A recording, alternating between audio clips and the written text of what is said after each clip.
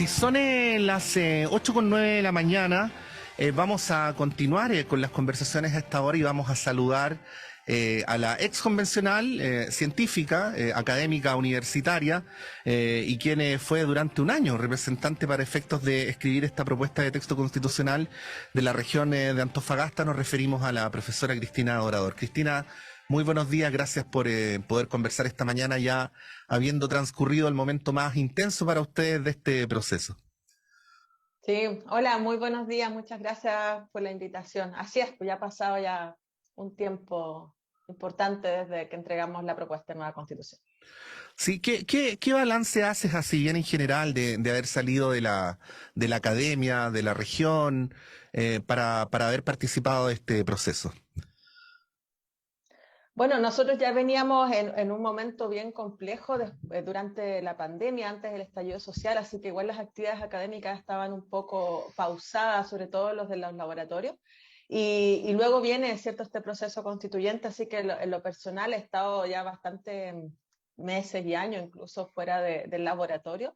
Y fue realmente una experiencia única, claramente una experiencia de vida, donde no solamente uno aprende o se encuentra con la experiencia de convivir con distintas personas que tienen miradas muy diferentes respecto a los procesos, ¿no?, a las formas de ver Chile, y también a entender cómo es posible llegar a diálogos colaborativos y fructíferos frente a estas conversaciones que a veces son tan difíciles. Así que sin duda fue una experiencia muy importante y que inevitablemente, creo yo, uno la va a empezar a incorporar en sus investigaciones, porque la mirada política de la investigación es súper importante, ya está bastante ausente también.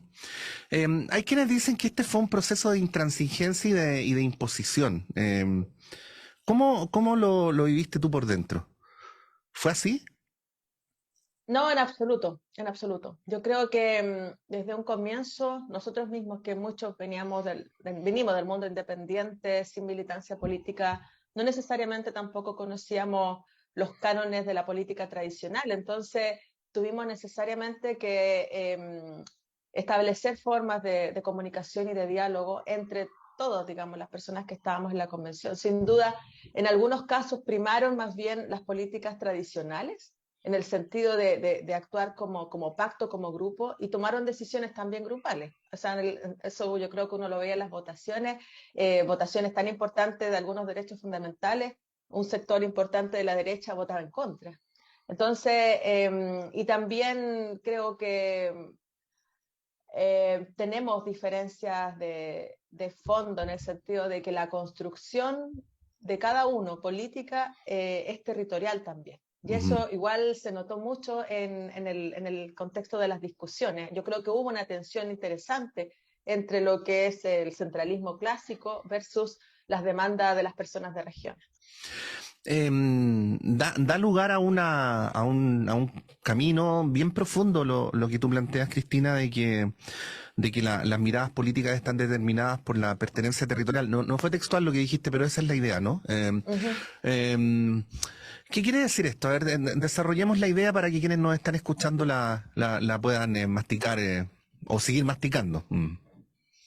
Bueno, yo creo que fue muy interesante la confluencia en la Convención Constitucional de personas que se definen a sí mismas como regionalistas. A mí me Ujú. tocó ser coordinadora de la primera comisión transitoria de descentralización, donde planteamos las bases para lo que iba a ser la comisión permanente, que fue la Comisión de Forma de Estado, y donde también en el reglamento incorporamos temas que eran cruciales para nosotros, como por ejemplo que la convención y sus comisiones sesionaran en regiones, porque eso, primero, llevaba a los territorios a la convención, y además, para muchos convencionales que no conocían las realidades de otras regiones, fue muy importante para poder entender, empatizar y también poder incorporar normas que venían directamente desde algunas regiones. Entonces, esa práctica fue muy importante. Y además, la Comisión Forma de Estado funcionó al tener, digamos, este piso ya común de discusión política sobre regionalización o sobre descentralización,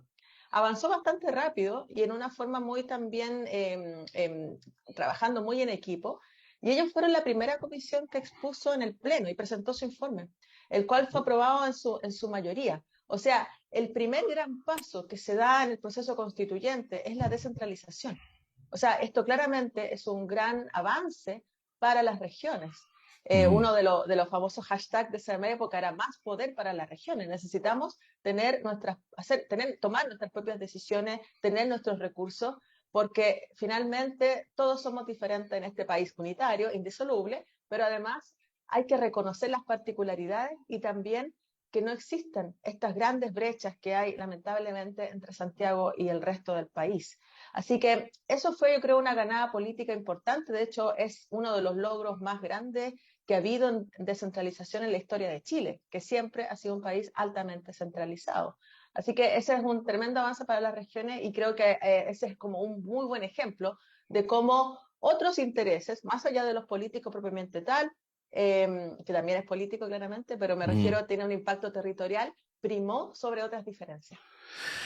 Sí, a propósito de esta conversación, Cristina, me acordaba de una entrevista que le hacíamos hace años, bueno, lo hemos entrevistado varias veces después, pero en esta en particular hace años al investigador Hugo Herrera. Y Hugo decía en aquella época una idea que me imagino que sonaba media excéntrica, pero que quizás ahora se comprenda mejor, que era que había que hacer política y políticas en diálogo con el paisaje. Eso decía él, ¿no? Insisto, en esa época quizás sonaba un poco excéntrico, ahora se entiende mejor. Ya vamos a volver al tema de la descentralización, pero quería preguntar por lo siguiente, por el hecho de que la representación de los territorios también me imagino que supone diversidad cuando estamos en un país paisajísticamente tan diverso. O sea, para decirlo de otra manera, más didáctica, no es lo mismo hablar del territorio viviendo en Taltal que viviendo en la isla grande de Chiloé, ¿no? ¿Qué decir sobre esto, no? ¿Con qué experiencias se encontraron cuando probablemente había dos personas que adherían a la misma idea, pero con territorios muy disímiles entre sí? El hipercentralismo es tan profundo en Chile que los puntos de encuentro entre regionalistas son más comunes de lo que uno cree, a pesar de Ujú, las diferencias paisajísticas. O sea, hay temas muy de base, ujú, como por ejemplo la falta de derechos sociales y la falta de atención del Estado en zonas rurales o en zonas lejanas, ¿no? A las grandes urbes. Eso fue común. Temas pareciera ser cotidianos, pero que son cruciales para la vida de las personas, como la conectividad. O sea, nosotros tuvimos en nuestra comisión a la convencional Cahuéscar, Margarita Vargas, que decía, no solamente es importante garantizar la conectividad, que está justamente en el texto de la propuesta, como derechos digitales, sino que además hay que incluir que todos los avances de la ciencia estén destinados a esto. ¿Por qué? Porque hay particularidades en el sur austral, el viento. A pesar de que ujú, hay una antena, simplemente ujú. el viento la bota o no genera la conexión adecuada. O sea, hay un montón de detalles que fueron a la larga muy importantes para poder plantear la mejor norma constitucional que incluyera, ¿cierto?, todas estas diferencias entre los territorios. Así que ese diálogo se dio y fue muy importante, además, para darnos cuenta que a pesar de estar en territorios muy alejados, en un momento muy diferente, sí teníamos dolores comunes. Y estos dolores comunes se derivaban justamente de esta exclusión que genera el centralismo. Sí, Cristina, tú adviertes una virtud en esta propuesta de nueva constitución que es la descentralización. Pero hay otros que advierten una amenaza de poner en cuestión o de poner en riesgo la integridad nacional. ¿Qué decir frente a eso que tú ves como una virtud y otros, y también con difusión a través de los medios de comunicación, ven como una amenaza? Bueno, uno de los temas claves que se pudo desarrollar en la propuesta de nueva constitución es el reconocimiento de la diversidad. De hecho, que tengamos una propuesta como esta, con avances enormes en distintas áreas que nos pone incluso a la vanguardia mundial en temas de punta, se debe a la fuerza de la diversidad que venía desde antes, ¿cierto?, del estallido y fue convocada a esta convención con también una alta diversidad de personas de distintos orígenes, regiones, visiones políticas, etcétera. Eso es siempre muy positivo. La diversidad lo que hace enriquece las visiones y nos prepara para distintos escenarios. Cuando hay solamente un grupo de personas en un territorio en particular que cree, que piensa como los demás e impone a cierto nivel sus propias ideas, lo que hace es disminuir toda la posible riqueza que tengamos para afrontar las dificultades en comunidad. O sea, nosotros somos un solo país, eso está explícito en el texto indisoluble, y lo que hace la propuesta en el contexto de Estado regional es darle garantías a las regiones de sus propios desarrollos, sin tener, ¿cierto?, este peso y esta jerarquía de unos territorios frente a otros. O sea, es un acto, como está también impregnado el texto constitucional, de solidaridad. Solidaridad interregional, intergeneracional, y cuando le ponemos el paraguas de la crisis climática es absolutamente necesario que nos reconozcamos en esta diversidad territorial para poder afrontar estas graves consecuencias que tienen estos procesos ecológicos y también humanos. ¿Y por qué alguien se podría sentir amenazado con eso? Sé que se lo Porque debería preguntar a ellos, pero bueno, ya que sí. estamos acá, sí. Bueno, yo creo que son visiones distintas. O sea, hay muchas personas que sienten amenazadas sus formas de ver el mundo, porque han construido su propio relato, su propia visión respecto a pocos elementos. Es Mm. como viene un grupo X a revolver el gallinero, ¿no? Digámoslo en simple, y eso siempre es difícil. Por eso es un acto también de generosidad y de, digamos, generosidad intelectual, ¿no? Darle el espacio a madurar esto, a mirar al otro con altura y no viéndolo como un enemigo o algo que finalmente nos va a cambiar del cielo a la tierra, sino que es necesario, porque este es el país que vivimos. Finalmente plasmar la realidad que ya existe en este texto constitucional y no poniéndonos una venda a los ojos diciendo, negando la existencia del resto de las regiones, de los pueblos originarios y de toda la diversidad que existe en el país. Sí, lo paradójico, Cristina, y lo interesante, porque tú dices, bueno, hay un grupo que viene a revolver el gallinero, pero esos grupos siempre han estado aquí, digamos. El punto es que recién tienen acceso a estos espacios. Así es, así es. Y por eso mismo lo que se dio en la Convención Constitucional, claro, tuvo de todo, ¿no? Sí. Pero es una instancia, creo yo, irrepetible, al menos en el corto y mediano plazo, porque traíamos, y muchos que venimos de movimientos sociales, movimientos de base, la fuerza del estallido, que claramente fue un evento histórico, concreto, y que eso se plasmó también en la composición de la convención. O sea, si esto hubiese sido la otra alternativa, ¿no? Mixta, ¿se acuerdan? Que un poco lo que Ujú. se plantea ahora en estas posibles comisiones de expertos. O sea, probablemente no hubiésemos tenido nunca avances tan profundos en tema medioambiental y tampoco los temas de conocimiento que nos tocó a nosotros fortalecer y en varias otras situaciones que están lejos de las esferas políticas tradicionales, que no han sido objeto político hasta ahora. Ujú. Estamos conversando esta hora con Cristina Dorador, quien está con nosotros desde Antofagasta, así que aprovechamos de saludar a todos los auditores que nos están escuchando a esta hora a través de la radio de la Universidad de Antofagasta. Cristina, hay dos mensajes, bueno, hay varios, pero hay dos centralmente que el rechazo le ha enviado al norte, a los votantes, a las votantes del norte. El primero es que la plurinacionalidad podría implicar el riesgo de que territorios del norte sean anexados por los países vecinos. Y el segundo es que la propuesta de texto constitucional sería laxa con la migración en general y con los migrantes perpetradores de delitos en lo particular. De hecho, esto, como tú lo has escuchado, seguramente está en las declaraciones que hizo poquitos días atrás la alcaldesa Matei en el norte. Respecto a estos dos argumentos, ¿qué decir? Bueno, ese es un súper ejemplo de cómo nosotros hemos sido generalmente vistos. Tiene que venir alguien muy importante, pareciera ser desde el centro, a decirnos lo que tenemos que hacer, a mostrar nuestra realidad a Chile, porque nosotros desde acá no somos capaces de hacerlo. O sea, es un tremendo ejemplo cuando los políticos toman el avión y aterrizan en el desierto de Florida a veces, en el altiplano, están 2 horas, 3 horas y se regresan y pareciera ser que fue un golpe político de timón y en realidad las cosas no cambian más que eso. Ujú. También eso se vincula con las elecciones que habían antes a dedo, ¿no? De ciertos partidos políticos que designaban personas de Santiago para, ¿usted conoce Antofagasta? Sí, alguna vez tuvo una tía, ya, ese es su lugar, vaya y postúlese por allá. Y claro, ¿cuándo representaron las necesidades de las regiones en el Parlamento? Muy pocas. Por lo tanto, ahora estamos claramente en una crisis, o sea, hay una crisis migratoria humanitaria. Por lo tanto, tiene que ser tratada desde ese punto de vista, en base a los derechos humanos, no en una criminalización, como lamentablemente estos grupos que vienen acá de visita express lo tratan de mostrar.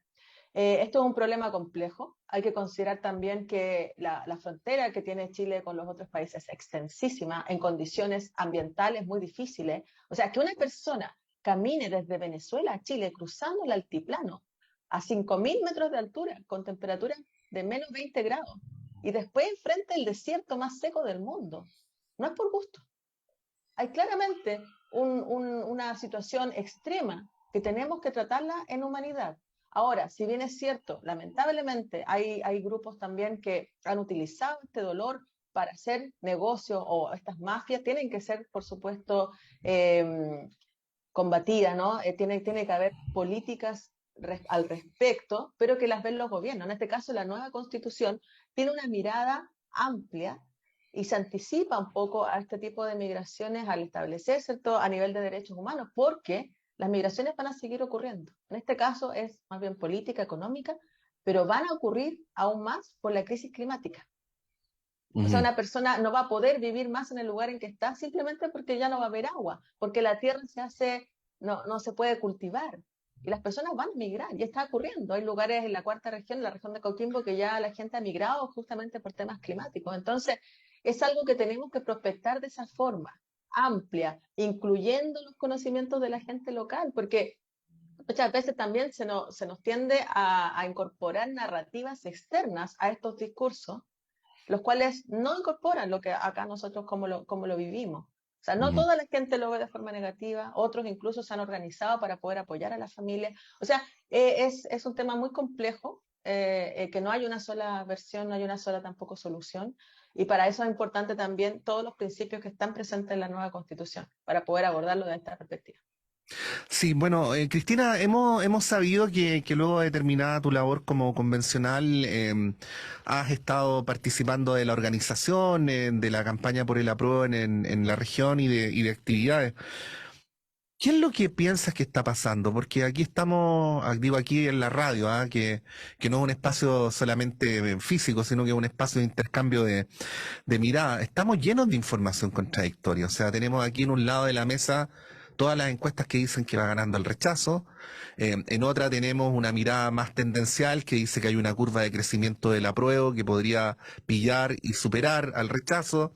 Tenemos por el otro lado argumentos según los cuales estaría aquí funcionando como otras veces una suerte de mayoría silenciosa que no sale tanto a la calle pero que está con el rechazo, y otros dicen, pero miren en la calle que el apruebo está hoy por hoy mucho más movilizado que el rechazo. Bueno, información contradictoria, Cristina. ¿Qué es lo que estás viendo tú en relación a lo que podría ocurrir el 4 de septiembre?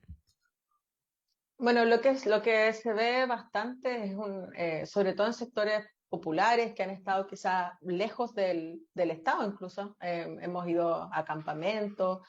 Hay una desinformación bastante grande, Ujú. porque ¿Mucha hay fake personas, news?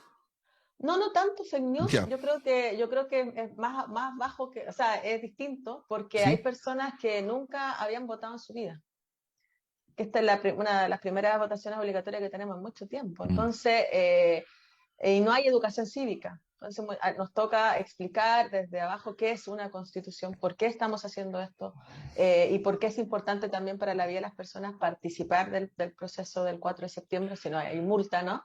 Pero más allá de eso, hay desinformación estructural en parte, y en el otro, que personas que ya saben un poco más, claro, hay desinformación en base a fake news, que yo creo que ha sido bastante desmentida. Incluso ya los medios masivos lo están haciendo, lo cual es muy bienvenido, pero lamentablemente por mucho tiempo, de hecho, el rechazo viene haciendo campaña desde el comienzo, incluso antes de la Convención Constitucional, ha calado en algunas personas. Y como son temas que tampoco son sencillos a veces de entender, toma más tiempo. Y ese es nuestro mayor obstáculo, el tiempo, porque en pocas semanas más es la elección. Sin embargo, estamos movilizándonos, creamos un comando aquí en la región, el Comando Norte Aprueba. Además, estamos participando del Comando Nacional de Movimientos Sociales Constituyentes, para poder darlo todo, ¿no? Para que la gente primero se informe y luego, ¿cierto?, explicar por qué esta constitución es bueno aprobarla, y es importante aprobarla en la región de Antofagasta. O sea, es nuestro foco el norte de Chile. Sí. Para finalizar, Cristina, y esta es una interpretación enteramente mía, cuando hay quienes dicen que sería mejor que ganara el rechazo para que para que la Constitución fuera escrita por un comité de expertos, lo que yo leo como subtexto, obviamente un subtexto no es una evidencia, es una interpretación propia, ¿no? Así que yo me hago cargo. Lo que uno lee como subtexto es que esta primera propuesta de Constitución, si es que hubiera una segunda, la escribió gente ignorante, ¿no? Por eso sería necesario ahora recurrir a los expertos. ¿Qué decir frente a esa idea? Bueno, primero que nada, hay incluso la horrible caricatura que hoy aparece en el Mercurio, muestra convencionales escondidos debajo de una cama. Esta idea de que la Constitución es mala, el producto es malo, que lo hicieron pésimo, es completamente errada. Y no lo hablo sin autocrítica, no lo hablo desde porque yo estuve ahí, sino que cuando uno la lee y la mira, contiene las demandas sociales. Además, nos prepara para el futuro. Es una Constitución del siglo XXI, que habla de crisis climática, de derechos digitales, de ciencia, tecnología, de temas patrimoniales, de cómo nos preparamos para el futuro y dejarles un mejor país a las futuras generaciones. Entonces, la comisión de expertos, el sesgo que hay, que eso es gran importante, todos tenemos sesgos, eso es inherente a los seres humanos, pero esos sesgos se acrecientan, porque vienen de posturas ya predefinidas. Sobre todo depende, por ejemplo, en qué universidad uno estudia, con qué escuela, si es hombre, si es mujer, dónde vivió. Todo eso tiene repercusión finalmente en la interpretación y en el carácter de la fuerza que se le da a las normas constitucionales. Por eso fue tan importante aquí la diversidad, porque fue en cierto modo en crudo, en que se plantearon estas ideas y después fueron, por supuesto, pulidas, modificadas, arregladas, puestas al mejor nivel constitucional. Yo creo que si es que ganase el rechazo, que espero que no sea así, y lo hace una comisión de expertos, van a atender a hacer lo que se planteó al comienzo, a dictar pautas respecto a cómo escribir una constitución, es decir, que sea mínima, donde los detalles no estén y eso se tenga que construir. Y eso nos lleva a un retroceso, porque vamos a necesitar mucho tiempo para poner de acuerdo al Parlamento para que legisle frente a esos temas. O sea, lo que estamos viviendo ahora es una oportunidad histórica. Bien sabemos lo que hacemos investigación, que hay momentos que son únicos, que no se van a repetir en el corto plazo, y este es uno de ellos. Se abrió una ventana de oportunidad donde la fuerza de la diversidad se incorporó, las ideas, y están plasmadas aquí. Y eso es muy bueno para Chile, porque por primera vez escribimos un texto en democracia, de forma democrática, ¿cierto? Y nos encontramos en nuestra diversidad, reconociéndonos. Así que hacerlo de otra manera es claramente una antítesis al proceso constituyente que estamos presentando, y probablemente demuestre lo que tratamos nosotros de superar en el texto, que son las brechas de origen, las brechas de quiénes son, el clasismo, el racismo, que lamentablemente está presente en nuestra sociedad. Hemos conversado con la profesora Cristina Orador. Cristina, muchas gracias como siempre por tu gentileza con nosotros y con nuestros auditores y auditoras. Muchas gracias a ustedes por la invitación. Bueno, son las 8:31, breve alto y continuamos en Radio Análisis.